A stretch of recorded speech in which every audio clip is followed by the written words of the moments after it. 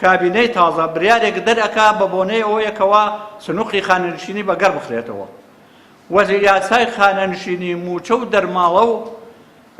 بەنسبەت ئەوانەوە موچە و دەرماڵە و ئیمتیازات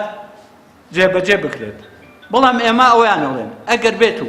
ئەم یاسایە بخرێتە کەڕ و جێبەجێ بکرێت ئەگەر پابەند نەبێ بە بنەماکانی یاسای ژمارە 9 2014 هیچ ئامانجێکی نابێت و دەورێکیشی بەو شێوەیە نابێت لەبەر ئەوەی هیوادارین کە ئەو یاسای ژمارە 9 بێ بە بناغەیەک بۆ جێبەجێکردنی یاسای خانەنشینی موچە و دەرماڵە و ئیمتیازاتەکان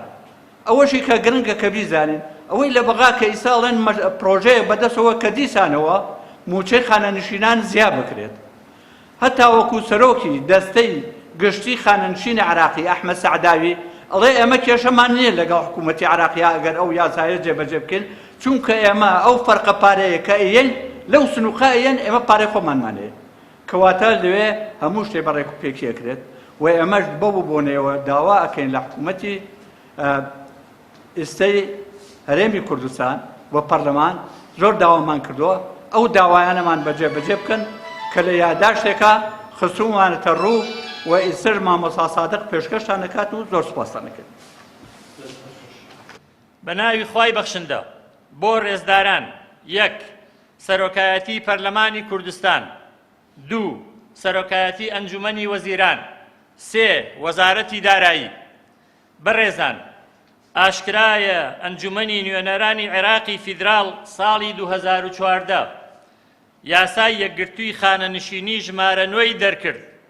و ئەو یاسا پێشترانەی خانەنشینی لە تەواوی عێراقدا لادا و هەڵوەشاندەوە. مخابن لە هەرێمدا تا هەنووکەش ئەو یاسا کۆنە لادراوانە کە هیچ مەفعول و سەنەدێکی یاساییان نەماوە بەرکارن و بەو پێیش توێژی خانەنشینانی یاسایی هەرێم زۆر مەغدورن بەراورد بە ناوچەکانی تری عێراق.